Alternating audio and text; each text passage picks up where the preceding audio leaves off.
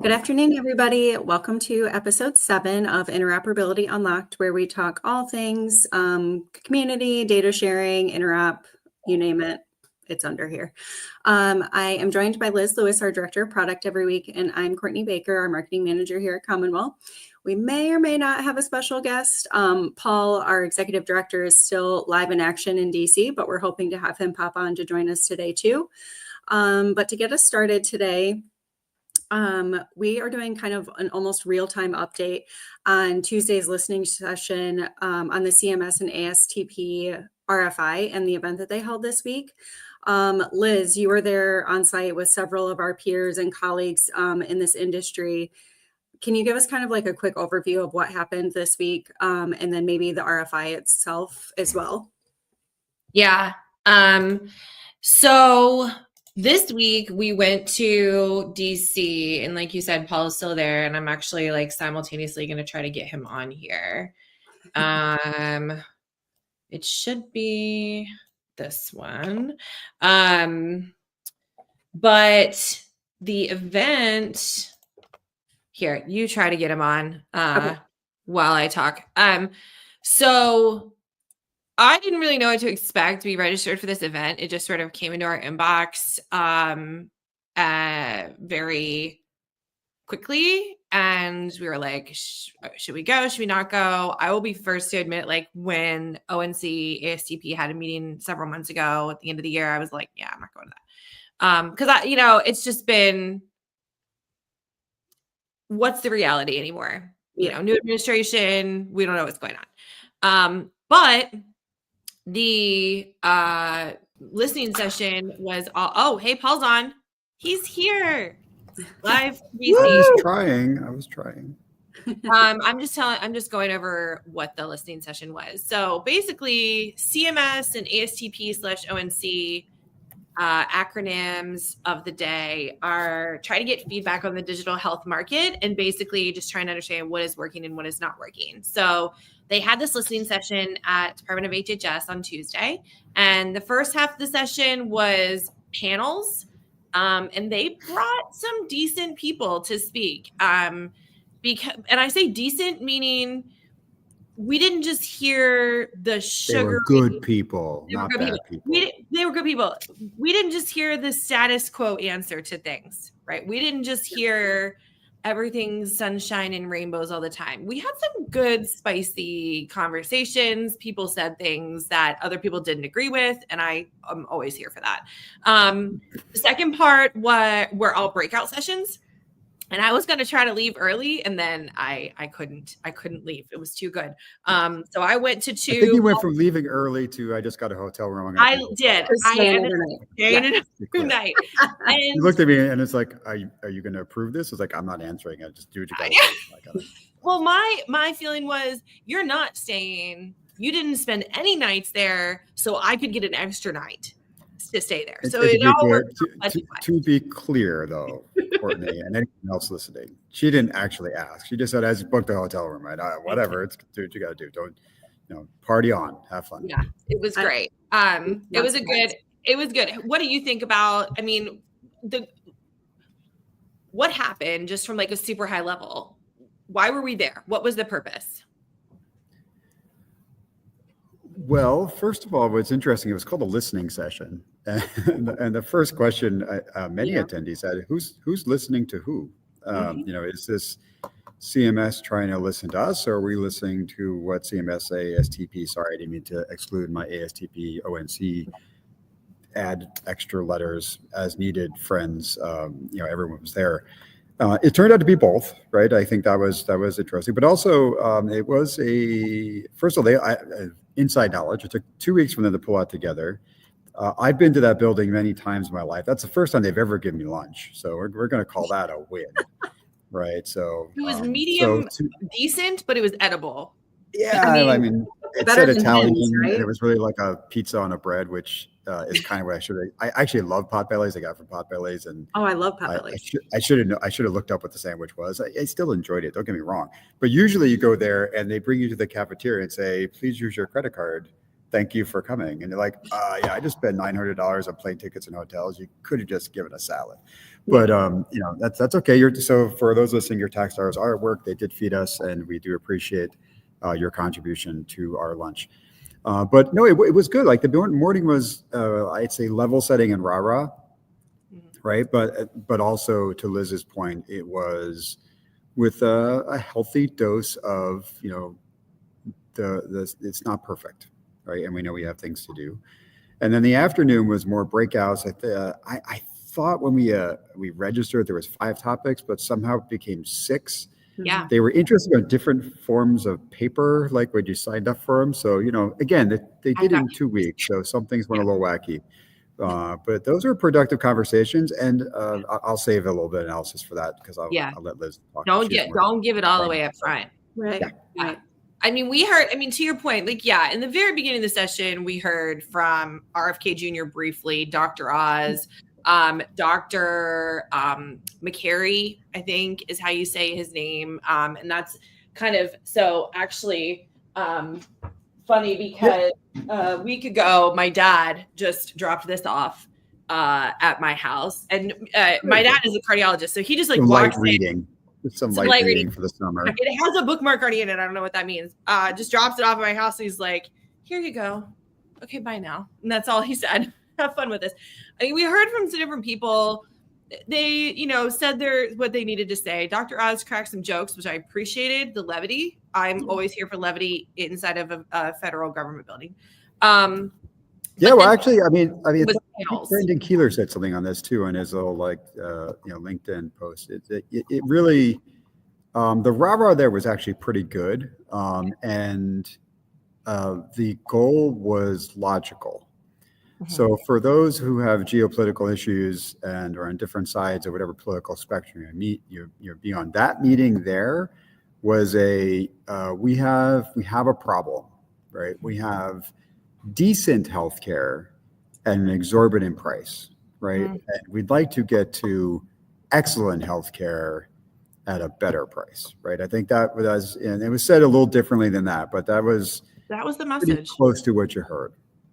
And and it felt like a really bipartisan type of statement. Like, how can you not get behind that sort of statement? The one thing I have to call out, though, because we were laughing about this, the one statement that I will pull forward from that conversation is RFK was all, if you give people the data, they will make rational choices. And I think for the most part, we were like, will they? Do people tend to make rational choices? That's debatable. But the sentiment behind it, I was all for. Like, give people the access. I mean, it's a little bit pedestrian of a statement sometimes to say that, right? To kind of like say, hey, give people data and they'll make rational decisions. I think they will attempt to make rational decisions. Sure. I think that's true. I think people also make fair decisions. I think there are nudges you can make to help people understand the lack of utility of some very expensive things that they're being advised to do. And sometimes being advised not to do, but just looks like a shiny object. My daughter had her arm broken at one of those trampoline parks. Those things are their lawyer called us very quickly to make sure we were okay. So they get sued a lot, and because those things are like death traps. And despite the waivers you sign, yeah. A little tip: have your friend's parents sign your kid's waiver, so it's not enforceable in case you do want to sue. I got that tip from a lawyer, by the way. But we did not sue. We just said, the kid was at a trampoline park. She broke her arm, and it's really sad, and she has to miss her dance competition because of that. But what was interesting was that we weren't there. We were at a Christmas party. Fortunately, I only had drink 1 in my hand. So when I got the phone call saying that my daughter's at a trampoline park, I was able to put it down and say, I'll be right there. But the mother who was there called to ask us where to take her. And her suggestion was a very high specialty orthopedic thing in New York City.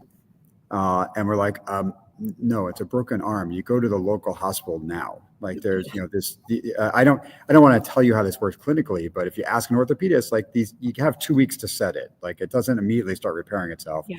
And we don't need someone that deals with New York Rangers hockey players and their ligament issues to deal with a broken bone. And quite frankly, it won't even be good care because they're not as focused on pediatric. I want a pediatric orthopedist in my local neighborhood. So just get her to the local hospital, get it stabilized. An X-ray. Right. Yeah. But she was immediately jumping to the most expensive version of care because she thought that we would want, or that's what she would do. Like, no, the ambulance should go to the closest thing they can find, and we'll work from that. Yeah. Yeah. I have almost a similar, not broken arm, but similar family thing. And it was just a hurt arm, just a little boo-boo. And this person was taken to the emergency department, and I was like, that's an urgent care move. That's an urgent care move. We need to sort of re-educate and restand. But to your point, we were in the ED. It was like 10 o'clock at night, and in her case, And it was funny. Actually, I'll tell you the funniest part of the whole thing, just because I think this is funny. My daughter, who had now been taking some pain medication drugs, a little loopy, she's like, "It's so nice that all these people are here. It's so good." It was 1 o'clock in the morning, and there's still stuff being worked on. And she's like, "Wow, it's so nice, these people." All for you, honey. All for you. Oh my gosh. It was like the sweetest thing. And like an hour before that, she's in tremendous pain, but a little morphine drip makes you feel a lot better. She's gonna kill you one day when she sees this. For sure. Yeah. Okay. All right. Okay. So let's talk about, there's two things I want to talk about with we didn't even say this part yet. So CMS made an announcement. They announced 5 things. 5 things. There's a great Fierce Healthcare article that lists all 5 things if you want to go read that. We're not going to list all 5 things. We're not here to promote others. First thing, though, is, and we'll do these in reverse order of what I would have probably done them as. But first thing is they plan to build a national healthcare directory, starting with provider information to create one single source of truth. Yes. Let me pause there. That's exciting. Mm-hmm. One of the breakout sessions that I went to was the healthcare directory session. I actually had on my tag to go to a different session, and then I just sort of finagled my way into this one, which was interesting. Go ahead. Yeah, what was interesting about this one in particular is it directly highlighted that they already had a plan. And so not on everything. They announced these 5 things, and you could tell that a couple of them, they're going to wing it, right? There's nothing, there's nothing like a target on your back of putting a deadline to get something done. They didn't put a deadline. They didn't say by August 1st, right? It would be operational. That would have made it even more crazy. Actually, that would have been fun. But they did put a target on their back of 5 things, and they do recognize that they have administration alignment across multiple agencies and the like, which actually has not happened since the thing we're talking about really hasn't happened since the Obama administration, where you had the kinds of things that need to be aligned to get this done. Administration, HHS, CMS, ONC, like ASTP, whatever it is. Yeah. Yeah. And this one, they clearly already had an idea. Yeah. I will say I didn't think the idea was right, but we'll put some comments into the RFI. Interesting, the RFI response doesn't give details of what they talked about in the afternoon meetings, but it would help. We are going through. Okay, I take that back. Liz is being tortured by a vetting process over in Tufka to prove a provider is a provider and therefore has the right to be a treatment eligible thing. I can request data from others because I'm treating patients. And it's laborious torture. And in theory, with a provider directory, we would just point to the directory, say they're in the directory, they must be a provider. Please leave me the heck alone. Yeah. Right. So that would be nice. Unfortunately, we're probably going to go through all the pain by the time they get to that it won't help us. But what do we know about directories? Future version of us, I guess. Yeah, but what do we know about directories as an entity that operates a directory and interacts with various types of other directories? Like, what do we know about directories and their shortcomings, if you will? Yeah, well, the main thing, like you know that everybody should know this, and it's obvious when you hear it, right? First of all, you have to have a use case for it, right? And interesting enough, and if you say that's probably an overused term. I think it is now the most overused term. Let me talk about my use case. Like, just tell me what you want to do. Like, I don't. Like your use case As a is user, specific to it's fine. But they used the provider directory with linkage to Interop. I don't know if I'm quoting correctly. They said linkage, but Interop was right after it. And it is intentionally included in the concept of this directory that it will have interoperability components to it. Yes. Yeah. And the first thing that I learned is it's actually linked to one of the other initiatives they talked about, which is identity, right there. And so there was 5 things I'm previewing by accident. I don't know if we'll get to all 5 anyway. We will not. And so there's a push for identifying people better, right? And that should be true, across the board, right? You don't get a passport unless you're identified. So why shouldn't we, in a protected asset, a security and privacy, tight control of healthcare data, shouldn't we be better identified? But then I learned that identity thing extended not to patients, to entities, to providers. They want to, properly identify a provider. And then I found out that was going to be the center of the directory. Dr. William Roberts was going to be an entry with their interop endpoints listed and all this stuff. And I was like, oh, time out. If your use case is interop, that's at an entity level, right? That's at a legal entity level more often than it is at an individual level, right? It's the mega ortho practice of Fairfield County, which has Dr. Roberts working at it, that is making the request, and for the group of the whole practice is getting access to that data. It's not just Dr. Bob or Dr. Roberts. And so I thought that was weird, right? Because like any interop person, and by the way, in the room, the people that knew a little bit raised their hand in a second. They're like, no, I had flashbacks to when I was getting my MBA and I went up to a law school to take a class on entrepreneurial finance, and the things they talked about how finance works. Like, you guys stick to the law, we'll deal with the numbers. Like, you clearly, it's okay. We don't talk the same language, and we should learn it a little bit. But it was a little startling that it was like, no. Now you can put provider data in there, individual data in there, and bridge it, but you have to kind of, when you build a database, there's all the database geeks out there. You got to think of what the primary key is first. Because you got to build around that. And the uniqueness is the entity, which sometimes is an individual. You could have your own practice, you could be a single provider, that's fine. But Interop doesn't work at the, it's not your email address, it's the domain that controls everything. So anyway, I thought that was a little weird. We immediately jumped on that in that breakout session. That was you were actually at the directory breakout. Yeah, I went to that. Yeah. I went to that by mistake. I got confused and I was like, oh, I'm just gonna go to this one. It's right here. In reality, there were I could have gone to all of them. Yeah, they were interesting. I really wanted to go to the patient one. I ended up going. It was a surprisingly beneficial use of my time. And I say that as a cynic about many conferences I go to.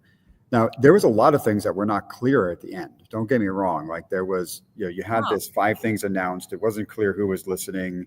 It wasn't clear the timeline, the details, and total respect that it was put together in 2 weeks and a very short administration flip. And I'm okay with that, right? That's fine. But it's going to be an interesting ride. But yeah, it was not a waste of time. No, I said the same thing. I said, leaving DC, I often feel sort of negative of we're not there. We're not making an impact. But I thought that the voices that had an opportunity to speak in the breakout sessions too, did not hold back, had a lot to say. And that was one of the first things in the healthcare directory. So the way that they framed the healthcare directory breakout session was, we have these 3 questions, but we have a foundational question that if we didn't get it right, we need to address the foundational issues before we even move to these 3 questions, which great call out. Yeah. Bravo. And this was one of them. And it was very much, yes, it's at the organization level, but it's also, we need to make sure that we're accounting for a lot of the issues that we experience in our own directory management of IDN to who do I know on the door, right? Practice name to provider who practices here and here, right? Like, this is not a one-to-one relationship. This is a web relationship. Yeah, that's right. And I think you asked a question which I actually didn't answer or address in any way, shape, or form, which is no surprise to anyone listening to this that knows me. Like what's the fallacy or what's the problem with directories? And it's the care and feeding and specificity, right? If we have these key identifiers out there. You have social security number. Well, I assume you pay taxes, so you have one. Sure do. You have other things. You have a driver's license. You have a passport. You have all these things that are kind of an identifier in the system. Corporate organizations often have many, many of them. I don't want to tell you, what to do, but if you look up a major tech company and then go to the university, go to the Delaware State, not the University of Delaware, the Delaware State, like business corporation listing, put that tech company's name in, you'll find like 400 LLCs. You're like, which one is it? They're like, well, it's the top one. What's the top one? They're just individual entities without a relationship attached to them. And you build a provider directory without relationships and endpoints. Like I don't, Dr. Bob works at, amazing ortho practice at Bergen County. That's all fantastic. What's on the door? What do I call this thing? What do you call that thing legally? And we've had that debate. And then the bigger problem, this is what I think the real problem is, right, is care and feeding. Like they tend to start out okay and they get out of control pretty quickly. And it's incredibly hard in this country. And I'm not saying it should be easy, but it's incredibly hard to make people keep this stuff updated at the periodic level that others need it to be updated for them to be useful for them, right? Like you think about your taxes once a year. In between, most people don't think about it because it's not something I have to maintain. And this directory has a very similar bent and problem to it. Yeah, absolutely. So another quote from Fierce, they said that one topic that came up several different times was the misalignment in incentives. And the good news is that CMS controls all of these different incentives. And they're going to take a fresh look at all of these and these carrot and sticks to providers to try to, help them embrace this data exchange that we want them to do. What are your reactions on that, Liz? Well, I want to hear Paul's thought on this. So when I think of that question, this is what I think of. One of the pieces of the announcement is that CMS announced that they're going to participate in data exchange. They didn't say where, when, how. They didn't say TEFCA. Yeah. They said CMS is committed to participating in data exchange. That, to me, is an incentive to also participate if you're not already there. I don't know. What do you think about that announcement? That was a lot. Well, what's interesting to me about that is so much is moving over, or that we're attempting to move so much over to value-based care and to, kind of shared risk models and all these things, and Medicare Advantage. Medicare Advantage isn't done by CMS, right? So it's done by commercial partners to kind of say public-private partnership. So for CMS to participate, then the immediate next question in my brain is, are they going to force the MA plans to participate at a certain level? Or is it just CMS, which is a dying payer on its own, right? I'm not saying it's going away, but fee for service, we're trying to get away from. Right. And that's the thing that's like direct to Medicare. So we participate there, great. But the problem that we've created is we've intermediated something. We create this Medicare Advantage stuff, which I'm not against from, commercials should be more efficient at it. And then we created all these operations and quality rules to get paid better. And that's what a lot of the exchange on the payer to provider side right now is, proving risk and quality to get paid more. And I think it's an interesting thing, but it's created one of the biggest inefficiencies I see in our healthcare market. I think the biggest players in the market are already diversified enough to the point where they are their own risk pool. But they're still working on making sure individuals in these risk pools, in these circles, are getting paid. We're getting paid as much as possible. So we've created this misalignment, and I'm curious to see if they're going to flow it down, whether they have the gumption to do it. I think they should. Yeah. I said very early on in TEFCA in a meeting with CMS of how should they participate, and my direct response was, you should tell the market how much to pay for data by participating and paying for it, and telling the AMA plans what they'll pay for it too. Like, let's just get the commodity running. It's not what a precedent-setting event that could be. Yeah. Huge. Yeah. So Paul, I already asked Liz this question this morning during our one-on-one, but I'm going to ask you now. Don't worry. Be scared. Yeah, right. Ooh, fear. Do you think TEFCA is going to live on after this week? Like, what was your general impression? Will it be a thing? So not to sound overly important, but I'm at this crazy meeting at the National Academy of Medicine. Who knew? You don't have to be a doctor to come here.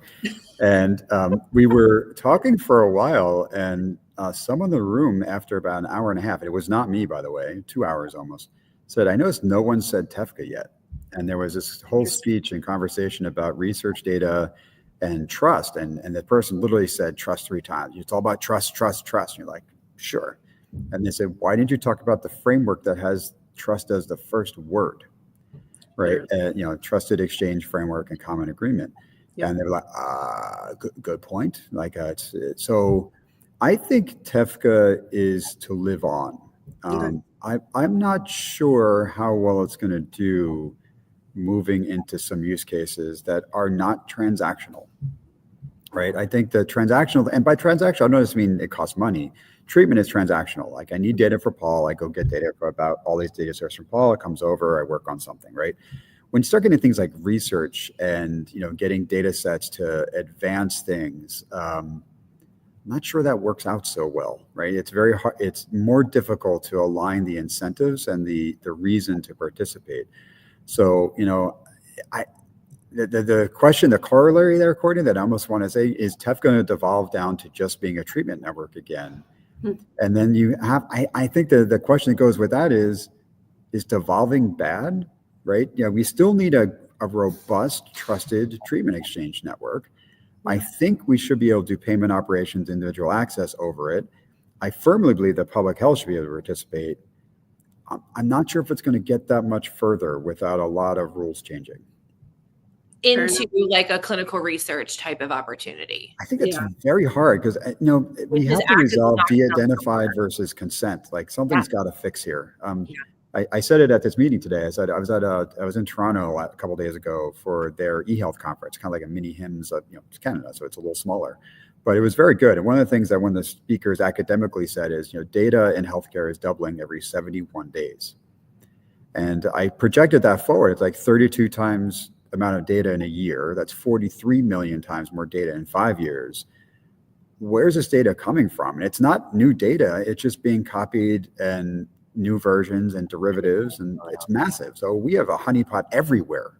Like, the security and privacy control on that, how do you bring that back together and make sure that people trust what we're doing with their data and can track where it is? I think that's a problem.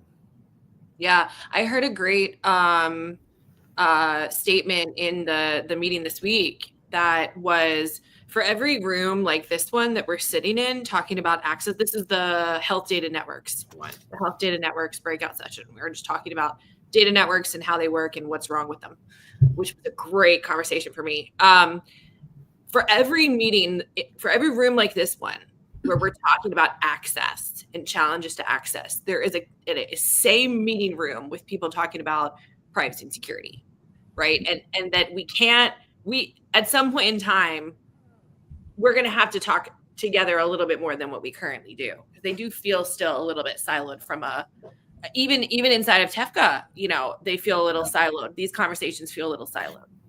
Yeah, I actually said this today too as well. I said, I got a letter from a preeminent, Ivy League medical school about my data being hacked. And I looked at, and my same letter for my daughter too. I then said, I've never been to this place. Like, I've never been to any facility attached to this system. When did you get my data? And they probably bought some practice I went to, and now it's in their database. But then I went to my daughter and said, I know what facilities, like, I know where this place is and what facilities they might have bought because I lived nearby. My daughter sure as heck didn't. Like, what the heck? So I have to call them tomorrow. Say, give me my data, right? As I assert my right as a patient to get my data. And that's the only way I'm going to know what they have, and then ask why they have it. Yeah.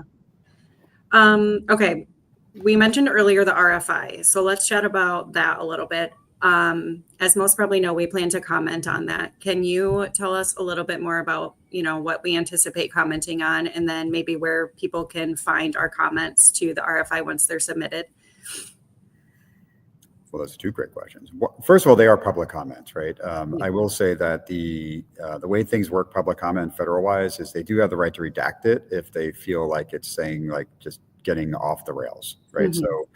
So in case ours are off the rails, we'll probably just publish them to everybody on our website, so you can see what we said, whether they told you that or not. So we can de-confidentialize our own comments. Right now, you might be a little surprised. My angle right now is centering around individual access services and data matching and identity. We didn't say this actually, and we probably should have. The morning sessions, the rah-rah and level setting, about, I'd say 60% of the discussion there had a direct linkage to let patients get their data easier, right? Yes. There was other stuff going on, but there was, multiple panels. Everyone had some component of that. One was solely about that. And 60% might be an understatement, right? Yeah. So that was well ingrained in there. And I think as Commonwealth, we want to support that as aggressively as possible within the confines of great security and privacy at the same time. I think that is better identity management and better matching logic to raise the bar everywhere. So I think we're going to focus there. A lot of the other things like what I told Liz this, I'm not sure if Courtney, I told you this, but there's a question like what apps are good for Medicare beneficiaries are going to help them be healthier and bend the quality cost curve. I'm like, none of them can get access to data easily. So how the heck could they be good? Right. Like, and they can get some access to data. It's not comprehensive, right? So yeah. So you want to make them, if you go on the theory of what you said before, if we give people data, they make rational choices. If you only give them part of the data, they're going to make rational choices on data that is missing the pieces they need.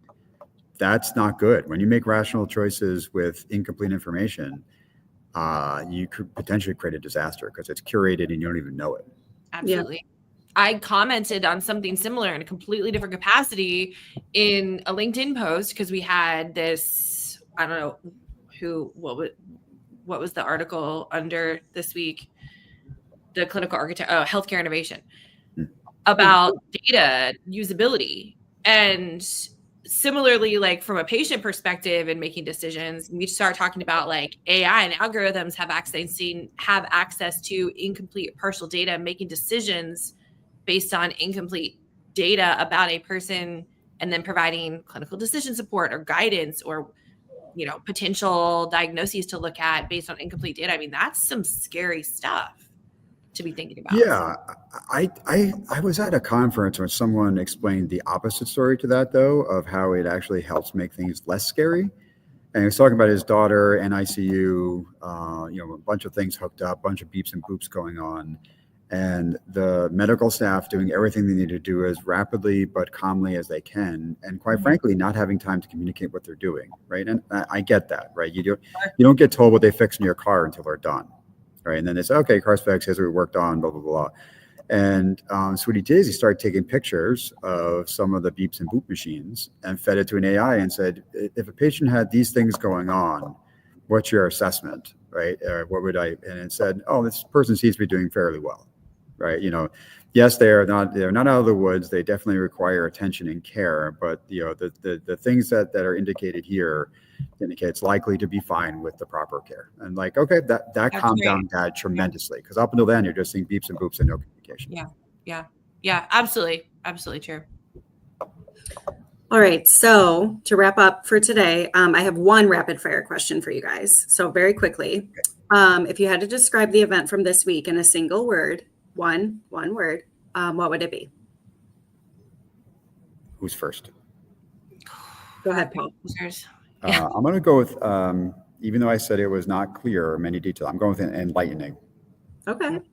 I'm going to go, enlightening is a good one. I'm going to go There are other words that start with EN if you want to throw one of those in. There's a whole bunch of those. I mean, I was saying not EN, but EX. I felt excited because yes, we don't really have any answers. Yeah. But what we do have are people paying attention to real problems and actually seeming to care about those problems.